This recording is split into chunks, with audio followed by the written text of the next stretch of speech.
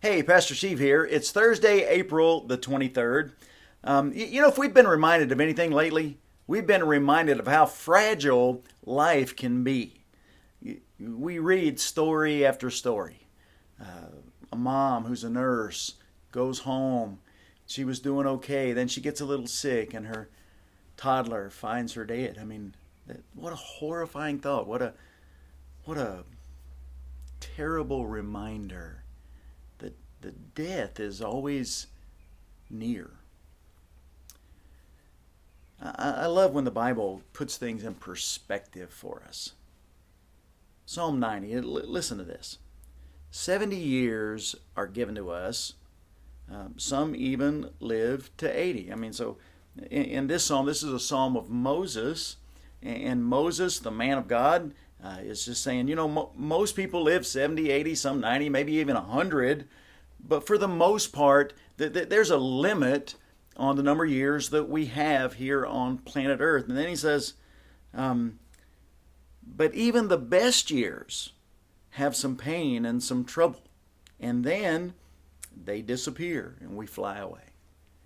It's just a real kind of important reminder that we're all going to die.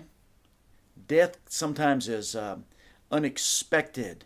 But even if we live a normal kind of long life, 70, 80 years, even some of those days are filled with trouble. And then Moses says something, though, that I think is something, especially on days like we face now, that really matters. Listen. Teach us to realize the brevity of life so that we may gain wisdom.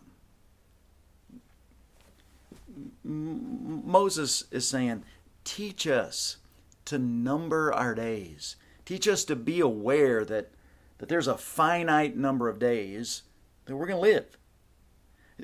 And we do that not just so we can say, hey, we want to have a good life. We want to make the most of life. It's not just about that. Moses says we do this so that we can gain a heart of wisdom. There's purpose in it. Listen, there's purpose in every day of your life. God made you that way. And so now is the perfect time to remember that we're not trying to just make the most of every day. We're trying to fulfill God's plan for our life, which brings us ultimate fulfillment, ultimate gratitude to God for life.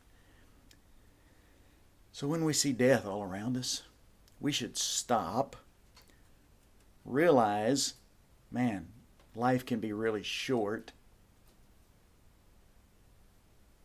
and then pray, God, what do you have for me to learn? God, how do I use your wisdom today and tomorrow and the next day? Because even the best of days are going to be filled with some trouble, and we need God. So I want you to know, in the middle of all this, God's not surprised. We live in a world where there is death, sickness, and disease. But God's plan is bigger than that, better than that, and through the most difficult days, God has something for us to learn.